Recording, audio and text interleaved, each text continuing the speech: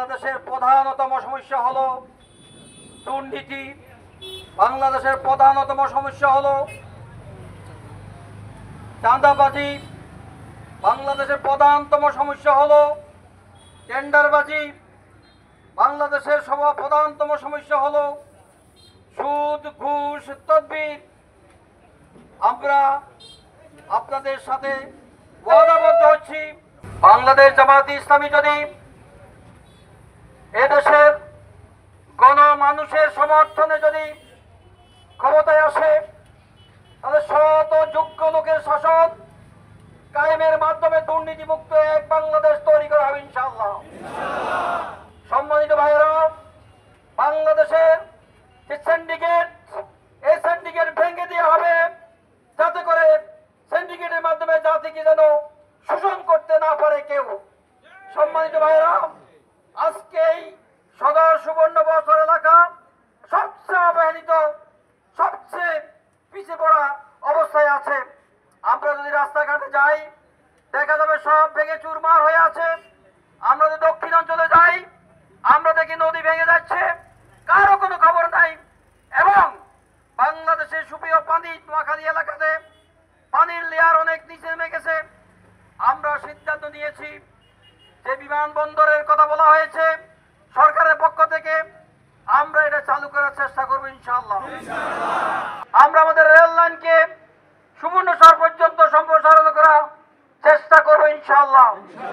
আমরা প্রত্যেকটি রাস্তাঘাট এতদিন অবহেলিত ছিল, আমরা মেরামতের ব্যবস্থা করবো ইনশাআল্লাহ। এবং এই এলাকাতে যত দুর্নীতি, যত চাঁদাবাজি আছে, পুরো বাংলাদেশ থেকে দুর্নীতি এবং চাঁদাবাজির মূল উৎপাদন করার জন্য আমরা সিদ্ধান্ত নিয়েছি ইনশাআল্লাহ। সম্মানিত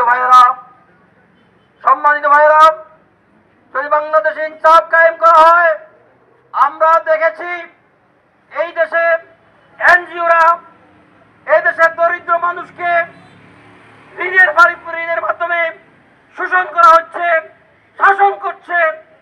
আমরা দেখেছি বাংলাদেশে যদি জাকাত কালেকশন করা হয়, 15 থেকে 20,000 কোটি টাকা জাকাত কালেকশন হয়।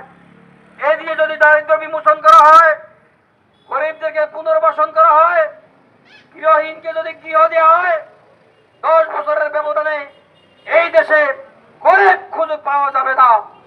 সম্মানিত ভাইয়েরা, আমরা যদি এই দেশে উন্নয়নের জন্য যে সকল অর্থ বরাদ্দ করা হয়, দেশ থেকে পাচার করে যদি বিদেশে না নেওয়া হয়, এই দেশকে সোনা দিয়ে মুড়িয়ে দেওয়া যাবে, এত বেশি অর্থ বরাদ্দ হয় এদেশে। সুতরাং দুর্নীতিমুক্ত পরিবেশে যদি বাংলাদেশ শাসন করা হয়, তাহলে এই বাংলাদেশ একটি সোনার বাংলাদেশে রূপান্তরিত হবে ইনশাআল্লাহ। আমি আপনাদেরকে প্রতিশ্রুতি দিচ্ছি, বাংলাদেশে যদি জামাত ইসলামীর উপর দায়িত্ব আসে, জামাত ইসলামী যদি ক্ষমতায় আসে, তাহলে দুর্নীতিমুক্ত সৎ যোগ্য লোকের শাসন এই দেশে কায়েম হবে, সকল অন্যায় মুক্ত একটা পরিবেশ তৈরি করা হবে। এই দেশে সকল মানুষকে স্বাধীন সুন্দরভাবে বসবাস করার সুযোগ থাকবে ইনশাআল্লাহ। সুতরাং আপনাদের কাছে আহ্বান জানাচ্ছি, আসুন বাংলাদেশ এই ময়দান, আল্লাহর এই জমিন, আল্লাহর এই জমিনে আল্লাহর হুকুম কায়েমের জন্য আমরা চেষ্টা করে দেবো ইনশাআল্লাহ। আমরা আল্লাহর সৈনিক, রাসূলের সৈনিক, কোরআনের সৈনিক হিসাবে আল্লাহর এই জমিনে কোরআনের শাসন, ইসলামের পার্লামেন্ট কায়েম করার মাধ্যমে আমরা দেশে এক সুন্দর ভবিষ্যৎ তৈরি করবো ইনশাআল্লাহ। আসসালামু আলাইকুম ওয়া রাহমাতুল্লাহ।